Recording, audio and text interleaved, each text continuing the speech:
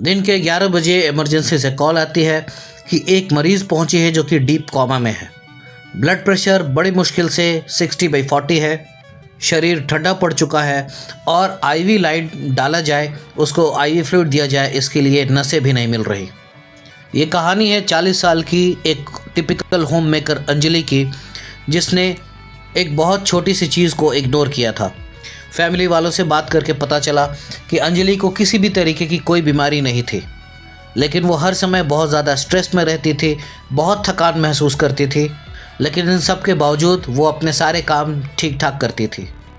ये कहानी है एक मरीज़ की जो कि मौत के कगार पे पहुंच चुका था, जिसका एड्रिनल ग्लैंड पूरी तरीके से काम करना बंद कर चुका था, एड्रिनल क्राइसिस में था, और कैसे हमने उसकी जान बचाई। आप देख रहे हैं यस डॉक्टर राघवेंद्र प्रसाद एक एनेस्थेसियोलॉजिस्ट, क्रिटिकल केयर स्पेशलिस्ट और फिजिशियन हैं। वे 20 वर्षों से इस क्षेत्र में कार्यरत हैं और उन्हें एम्स, नई दिल्ली सहित कई संस्थानों में काम करने का व्यापक अनुभव है। ये कहानी है अंजलि की, जो कि बहुत ही समझदार और जिम्मेदार होम मेकर थी। पूरे घर को अच्छे से संभाल रखा था। उसके 2 बच्चे थे, जिनकी जिम्मेदारी संभालते संभालते उसे अपने बारे में कुछ ख्याल ही नहीं रहा था। उसको एक सीक्रेट प्रॉब्लम थी, वो हमेशा ड्रेन्ड फील करती थी, हमेशा थकी। नींद से उठने के बाद भी उसको फ्रेश फील नहीं होता था। सुबह नींद से उठना उसके लिए बहुत मुश्किल काम होता था। अपने आप को ज़बरदस्ती बेड से उठाना पड़ता था, अलार्म लगा कर उठती थी, क्योंकि इसके शरीर में हमेशा ऐसा लगता था कि थकावट बनी ही हुई है। और यही उसकी गलती थी कि उसने इन सब चीज़ों की वजह ओवरवर्क, बच्चे, किड्स, इसी सब चीज़ को दिया कि होम मेकर औरतें बहुत सारे काम से, घर के जिम्मेदारियों से ऐसी ही थकी रहती हैं, और उसको उसने नॉर्मल समझा। अंजलि को नमकीन चीज़ें खानी बहुत पसंद थी। हमेशा उसको सॉल्ट क्रेविंग रहता था, और यहाँ तक कि कभी कभी वो आधा चम्मच नमक ऐसे ही उठा के खा जाया करती थी। उसकी इस आदत को लोग आदत भर समझते थे, और वहीं वो बहुत तेज़ी से अपना वज़न भी लूज़ कर रही थी। 3-4 महीने के भीतर ही उसका 5 किलो वज़न कम हो गया था। और शुरू में इसको सब लोग अच्छा मान रहे थे कि चलो वज़न अच्छा हो रहा है, जैसा कि आज के समय में सब सोचते हैं। इसके अलावे उसके लिप्स, मसूड़े, एल्बो, इन सारी जगहों पे डार्क पैचेस आ रहे थे, जिसको कभी तो वो समर टैनिंग समझ रही थी, और उसके लिए वो कॉस्मेटिक की चीज़ें इस्तेमाल कर रही थी। ये तीनों चीज़ें उसकी ज़िंदगी में चली जा रही थी, लेकिन उसको कोई बीमारी के तौर पे कोई नोटिस नहीं कर रहा था। सब कोई उसको आदत, दिनचर्या, लाइफस्टाइल, यही सारी चीज़ें बोल के समझा जा रहा था। यहाँ तक कि जब उसने अपने लोकल डॉक्टर से दिखाया तो उन्होंने भी उसे कहा कि घर पे आजकल लोगों को विटामिन डी की कमी हो जाती है, आयरन की कमी हो जाती है, तो उसको सप्लीमेंट्स दे दिए गए थे। विटामिन खा लो, इससे तुम्हारी थकावट दूर हो जाएगी, तुम्हारे शरीर में ताकत आएगी। विटामिन की कमी थी, लेकिन इस बात पर किसी ने ध्यान नहीं दिया था कि इन सारे सप्लीमेंट्स के बावजूद उसके सिम्टम्स में कोई इम्प्रूवमेंट नहीं था। वो हमेशा थकान महसूस कर रही थी। वापस आते हैं इमरजेंसी में। अंजलि का ब्लड प्रेशर भी बहुत कम था और ब्लड शुगर भी बहुत कम था। हमने जैसे तैसे उसकी एक नस खोजी, उसमें आईवी ड्रिप लगाया, उसमें आईवी फ्लूइड देना शुरू किया। ब्लड प्रेशर पिक कर रहा था, लेकिन ये नाकाफ़ी था, और इसके लिए हमें ब्लड प्रेशर बढ़ाने के लिए बहुत लाइफ सेविंग दवाइयाँ शुरू करनी पड़ी। जब हमने देखा कि मरीज का ब्लड प्रेशर और ब्लड शुगर दोनों ही कम है, तो 1 मिनट को हमें शक हुआ कि कहीं ये एड्रिनल ग्लैंड से संबंधित कोई बीमारी तो नहीं है। इतने में हमने जो सैंपल लिया था, उस सैंपल में हमने देखा कि मरीज़ के शरीर में सोडियम लेवल, जो कि नमक की मात्रा होती है, वो बहुत कम है, और पोटेशियम बहुत हाई है। पोटेशियम की मात्रा जब बहुत हाई हो जाती है तो वो हृदय गति को रोक सकता है। अचानक से हार्ट अटैक आएगा और कंप्लीट हार्ट ब्लॉक हो सकता है, जिससे मरीज़ की जान कभी भी जा सकती थी।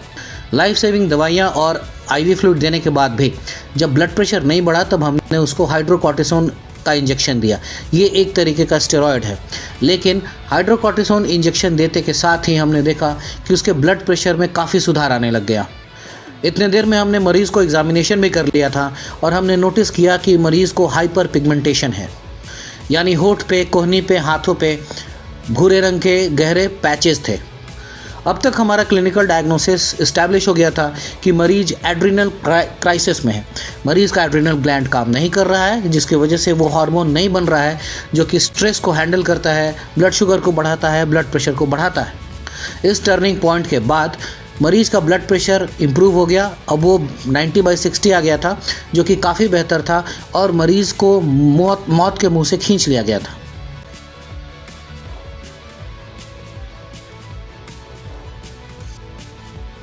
तीसरे दिन तक पेशेंट बहुत स्टेबल हो गई थी। अब हम उसे आईसीयू से बाहर जनरल वार्ड में शिफ्ट कर रहे थे। मरीज़ का डायग्नोसिस एड्रिनल क्राइसिस ही था। ये उसके एड्रिनल ग्लैंड के काम नहीं कर पाने की वजह से था। हमारा फाइनल डायग्नोसिस था प्राइमरी एड्रिनल इनसफिशिएंसी, जिसको एडिसन्स डिजीज़ भी कहते हैं। और इस डायग्नोसिस तक पहुंचने के लिए हमने एक ACTH स्टिमुलेशन टेस्ट किया था, जिसमें हमने देखा कि शरीर में कॉर्टिसोल बन रहा है कि नहीं। ये एक प्रकार का हार्मोन है।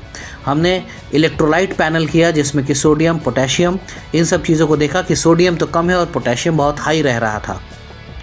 और हमने ऑटो इम्यून मार्कर्स का टेस्ट किया। ऑटो इम्यून एक तरीके के एंटीबॉडी होते हैं। ये एंटीबॉडी हमारा शरीर किसी भी इन्फेक्शन इत्यादि चीज़ों से लड़ने के लिए बनाता है, लेकिन कभी कभी यही एंटीबॉडी हमारे अपने शरीर के अंगों पर ही अटैक कर देता है, यानी कि शरीर का बनाया हुआ हथियार खुद शरीर पर चलने लगता है। ऐसी ही बीमारियों को ऑटो इम्यून डिजीज़ेस कहते हैं। जब डायग्नोसिस फाइनल हो गया था, तब हमें उसको ट्रीट करना है, और ट्रीटमेंट के लिए हमने उनको हाइड्रोकॉर्टिसोन दिया, फ्लूड्रोकॉर्टिसोन दिया। कॉर्टिसोल की जो दवाई चलेगी वो ज़िंदगी भर चलेगी, जो कि उसको स्ट्रेस से हैंडल करने के लिए शरीर को मदद करेगी। इसके अलावे कभी भी अगर ज़्यादा फीवर या स्ट्रेस होता है तो उसको अपने डोज बढ़ाने पड़ते हैं। फ्लूड्रोकॉर्टिसोन जो टैबलेट्स हैं वो शरीर के वाटर और सोडियम के बैलेंस को मेंटेन करेंगे, ताकि ब्लड प्रेशर बना रहे और मरीज बेहोश नहीं हो। इसके अलावे लाइफस्टाइल के टिप रहेंगे, जैसे सॉल्ट इंटेक को प्रॉपर रखना है और स्ट्रेस को मैनेज करना है। हम ये जानें कि कॉर्टिसोल का काम क्या है। कॉर्टिसोल एक स्ट्रेस हार्मोन नहीं है, बल्कि ये शरीर के सर्विस मैनेजर जैसा है। ये ब्लड प्रेशर को मेंटेन करता है, शुगर लेवल को कंट्रोल करता है और आपकी इम्यूनिटी को भी मैनेज करता है।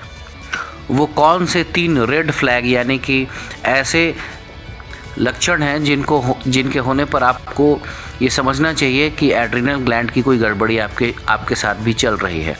जैसे क्रॉनिक फैटिग होना, ऐसी थकान जो नींद के बाद भी नहीं जाए, लो ब्लड प्रेशर होना और फेंटिंग होना, खड़े होने पर चक्कर आना या बेहोशी हो जाना, और शरीर के हिस्सों पे, शरीर के क्रीज, होठ, मसूड़ों पर काले धब्बे आने लगना।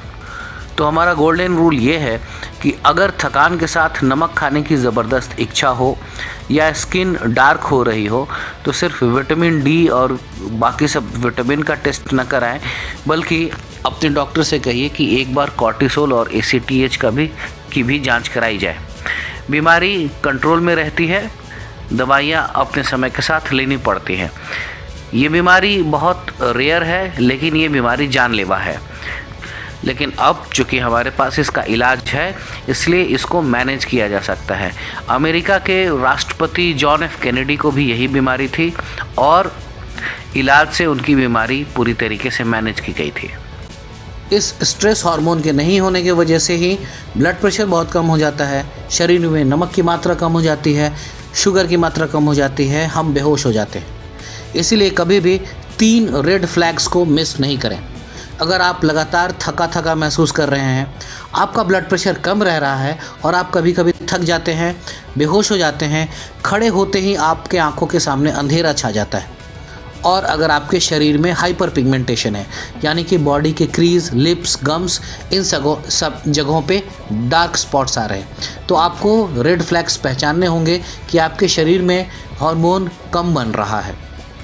तो गोल्डन रूल ये है कि अगर आपको थकावट महसूस हो रही है, सॉल्ट की क्रेविंग है, बार बार नमक खाने की ज़रूरत पड़ती है, इच्छा होती है, डार्क स्किन है, तो आप अपने सिर्फ विटामिन के सप्लीमेंट लेके इसको ठीक करने की कोशिश न करें, बल्कि अपने डॉक्टर से एक बार एड्रिनल ग्लैंड के जांच के बारे में भी बात कीजिए। ये बीमारी रेयर है, लेकिन ये बीमारी जानलेवा भी हो सकती है। लेकिन बड़े बड़े लोगों ने इस बीमारी से लड़ाई करके जीत हासिल की है। अमेरिका के प्रेसिडेंट जॉन F कैनेडी को भी एडिसन्स डिजीज़ था और मेडिसिन के सहारे वो नॉर्मल लाइफ जिया करते थे।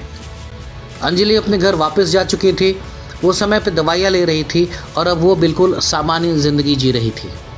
उसे अब वो पहले वाली थकान महसूस नहीं हो रही थी। इसीलिए अगर आपको ऐसा ऐसी थकान लगातार महसूस होती है और लोग उसको स्ट्रेस कह के नज़रअंदाज कर रहे हैं, तो उनको ये वीडियो एक बार ज़रूर से दिखाइएगा। ज़रूर अपने डॉक्टर से मिलिए। यस डॉक्टर को सब्सक्राइब कीजिए ताकि हम लोग और भी ऐसी जानकारियाँ आप आपस में बात कर सकें।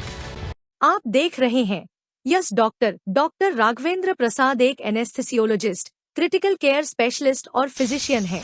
वे 20 वर्षों से इस क्षेत्र में कार्यरत हैं और उन्हें एम्स नई दिल्ली सहित कई संस्थानों में काम करने का व्यापक अनुभव है। अपने अभ्यास के दौरान उन्होंने देखा कि मरीजों के मन में इलाज, सर्जरी और दवा आदि के बारे में कई सवाल होते हैं, जिनके बारे में उन्हें अपने डॉक्टर से बात करने का मौका नहीं मिलता। वे अपने वीडियो में आपके सभी सवालों और समस्याओं के बारे में बता रहे हैं, इसलिए यस डॉक्टर को सब्सक्राइब और फॉलो करें और इस ज्ञान को दूसरों के साथ भी साझा करें जिन्हें इससे लाभ मिल सकता है। वह आजकल पटना शहर में कार्यरत हैं। आप यहाँ अपने प्रश्न पूछ सकते हैं या उनसे व्यक्तिगत रूप से भी मिल सकते हैं। Subscribe and press the bell icon to stay updated with our latest health tips and advice. Yes doctor YouTube channel के लिए अस्वीकरण। यस डॉक्टर यूट्यूब चैनल पर प्रस्तुत सामग्री केवल सामान्य जानकारी प्रदान करने के उद्देश्य से है और इसे व्यक्तिगत चिकित्सा सलाह के रूप में नहीं लिया जाना चाहिए। हम सटीक और अद्यतन जानकारी प्रदान करने का प्रयास करते हैं, लेकिन यह सामग्री केवल पोस्टिंग की तारीख तक की जानकारी को दर्शाती है और चिकित्सा विज्ञान में हाल के विकासों को शामिल नहीं कर सकती। इस चैनल पर दी गई जानकारी पेशेवर चिकित्सा सलाह, निदान या उपचार का विकल्प नहीं है। दर्शकों को चिकित्सा निर्णय लेने के लिए केवल इन वीडियो की सामग्री पर निर्भर नहीं होना चाहिए। कृपया अपने स्वास्थ्य के बारे में निर्णय लेने, नए उपचार शुरू करने या मौजूदा उपचार बंद करने से पहले हमेशा एक योग्य स्वास्थ्य सेवा पेशेवर से परामर्श करें। यस डॉक्टर और इसके निर्माता इन वीडियो में दी गई जानकारी के आधार पर लिए गए निर्णयों या की गई क्रियाओं के लिए किसी भी प्रकार की जिम्मेदारी से इनकार करते हैं। हमारी सामग्री देखने के द्वारा आप सहमत होते हैं कि यस डॉक्टर और इसके निर्माता जानकारी के उपयोग या दुरुपयोग से उत्पन्न किसी भी परिणाम, हानि या प्रतिकूल प्रभाव के लिए जिम्मेदार नहीं है। व्यक्तिगत चिकित्सा सलाह और मार्गदर्शन के लिए कृपया एक लाइसेंस प्राप्त स्वास्थ्य सेवा प्रदाता की सहायता लें। हमारी जिम्मेदारी से शिक्षित और सूचित करने के उद्देश्य को समझने और समर्थन करने